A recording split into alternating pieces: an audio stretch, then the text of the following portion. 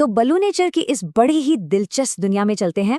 आज हम ये देखने वाले हैं कि गुब्बारे और टेप से सिर्फ मजा ही नहीं आता बल्कि इनोवेशन के बड़े बड़े सबक भी सीखे जा सकते हैं।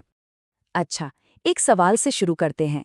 क्या कभी ऐसा सोचा है कि असली क्रिएटिविटी मतलब वो जबरदस्त आइडियाज, वो खुली आज़ादी से नहीं बल्कि सही तरह की पाबंदियों के अंदर से निकल कर आते हैं? सुनने में थोड़ा अजीब लगता है ना? चलिए आज इसी दिलचस्प पहेली को सुलझाते हैं। तो आज का हमारा सफर 4 हिस्सों में बटा है। पहले हम समझेंगे क्रिएटिविटी के इस अनोखे विरोधाभास को, फिर देखेंगे कि ये बैलूनी चैलेंज आखिर है क्या। उसके बाद बात होगी एक बहुत ही जरूरी चीज यानी डीब्रीफ की, और आखिर में हम इन सारी बातों को अपनी प्रोफेशनल जिंदगी से जोड़कर देखेंगे। तो चलिए सबसे पहले बात करते हैं इसी पैराडॉक्स की, इसी विरोधाभास की। ये एक ऐसा तनाव है जो असल में हर नए आविष्कार, हर इनोवेशन की जड़ में होता है। जरा सोचिए, एक तरफ है पूरी आजादी, आइडियाज की बाढ़ आई हुई है, लेकिन सब कुछ बिखरा हुआ है, कोई नतीजा नहीं, मतलब पूरी तरह से केओस। और दूसरी तरफ इतने कड़े नियम, इतनी पाबंदियां कि कोई नई सोच पनप ही नहीं पाती, एकदम ठहराव। इनोवेशन जो है ना, वो इन्हीं दोनों के बीच का एक मीठा सा संतुलन है। तो सवाल ये उठता है कि कोई टीम इस बैलेंस को बनाना सीखे तो सीखे कैसे? और बस यहीं पर एंट्री होती है हमारे हीरो की, बलूनेचर चैलेंज। तो ये बलूनेचर है क्या? ये असल में एक डिजाइन सिमुलेशन है। सुनने में बड़ा भारी शब्द लगता है, पर है बड़ा मजेदार। इसमें टीमों को बहुत कम सामान, जैसे सिर्फ गुब्बारे और टेप का इस्तेमाल करके कुछ काम का फर्नीचर बनाना होता है। मतलब दबाव भी है, सामान भी कम है, और इसी में आइडिया को हकीकत बनाना है। यहाँ असली मकसद सिर्फ गुब्बारे से कुर्सी बनाना नहीं है, बिल्कुल नहीं। असली मकसद है इनोवेशन के इन 4 जरूरी सिद्धांतों को महसूस करना, उन्हें खुद करके सीखना कि कैसे रुकावटें ही असल में क्रिएटिविटी को जगाती हैं, कैसे अच्छे से अच्छा आइडिया भी बिना डिसिप्लिन के फेल हो जाता है, और बहुत कुछ। और इसका प्रोसेस भी बड़ा सीधा साधा है। पहले तो टास्क को सही तरीके से फ्रेम किया जाता है कि भाई ये सीमाओं में वैल्यू डिजाइन करना है। फिर टीम को चैलेंज दिया जाता है, और फिर आता है ट्विस्ट।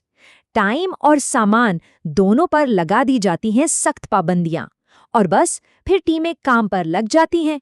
लंबी चौड़ी प्लानिंग नहीं, सीधा एक्शन। लेकिन रुकिए, कहानी यहाँ खत्म नहीं होती। सच कहूं तो इस पूरे एक्सरसाइज का सबसे कीमती हिस्सा वो बनाना नहीं है, बल्कि उसके बाद जो होता है वो है, जिसे हम कहते हैं डीब्रीफ, एक अनुशासित डीब्रीफ। और इस डीब्रीफ की शुरुआत एक बहुत ही पावरफुल लाइन से होती है। फैसिलिटेटर याद दिलाता है, ये सिर्फ कुछ मज़ेदार बनाना नहीं है, ये सीमाओं के अंदर वैल्यू डिज़ाइन करना है। और बस ये एक लाइन पूरे माहौल को बदल देती है। खेल से फोकस हटकर सीधे मकसद पर आ जाता है। डीब्रीफ का पहला फेज एकदम प्रैक्टिकल होता है। सवाल सीधे होते हैं, भाई कौन सा डिज़ाइन चला, कौन सा नहीं चला, और सबसे ज़रूरी सवाल, क्यों? क्या वजह थी कि एक कुर्सी टिक गई और दूसरी बैठते ही फट गई? इसके बाद बात आती है भावनाओं की, एक्सपीरियंस की। टीम से पूछा जाता है कि उन पाबंदियों का असर कैसा रहा। क्या उस प्रेशर से फ्रस्ट्रेशन हुई, या फिर फोकस बढ़ गया, या शायद उसी कमी में एक नई तरह की आज़ादी महसूस हुई? और फिर आता है वो मोमेंट ऑफ ट्रूथ, डीब्रीफ का तीसरा फेज, जहां हम पैटर्न ढूंढते हैं। एक बड़ा सवाल सामने आता है, क्या जिस टीम के पास सबसे ज्यादा आइडियाज थे वही जीती? और अक्सर जवाब होता है नहीं। यहीं पर टीम को यह समझ आता है कि 100 आइडिया सोचने से बेहतर है एक आइडिया को ढंग से लागू करना। तो असली इनसाइट क्या निकल कर आई? यही कि इनोवेशन का मतलब सिर्फ क्रेजी वाइल्ड आइडियाज नहीं है। इनोवेशन है अनुशासित रचनात्मकता। मतलब क्रिएटिविटी तो हो, लेकिन डिसिप्लिन के साथ। तो ठीक है, गुब्बारे और टेप की दुनिया से बाहर निकलते हैं। चलिए अब इस पूरे सबक को उठाकर ले चलते हैं सीधा बोर्डरूम में।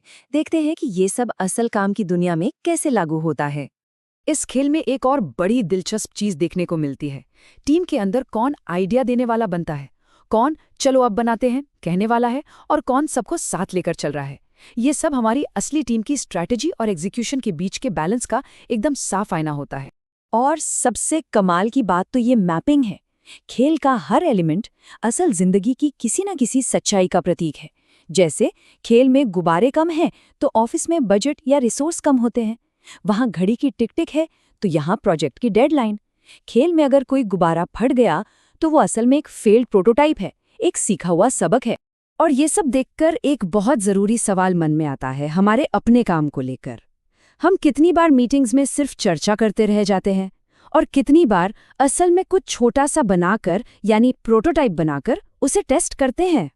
तो आखिर में हम कह सकते हैं कि बलूनेचर जैसी एक्सरसाइज सिर्फ टीम बॉन्डिंग के लिए नहीं है, ये उससे कहीं ज्यादा है।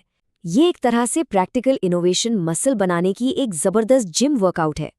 ये हमें सिखाती है कि असल दुनिया में दबाव के अंदर इनोवेशन कैसे किया जाता है। तो इस बातचीत को एक आखिरी सवाल के साथ छोड़ते हैं। जरा सोचिएगा, इनोवेशन के रास्ते में असली रुकावट क्या है? क्या वाकई हमारे पास अच्छे आइडियाज़ की कमी है या फिर उन आइडियाज़ को आजमाने की हिम्मत की कमी है? शायद असली प्रॉब्लम आइडिया नहीं, एक्शन का डर है।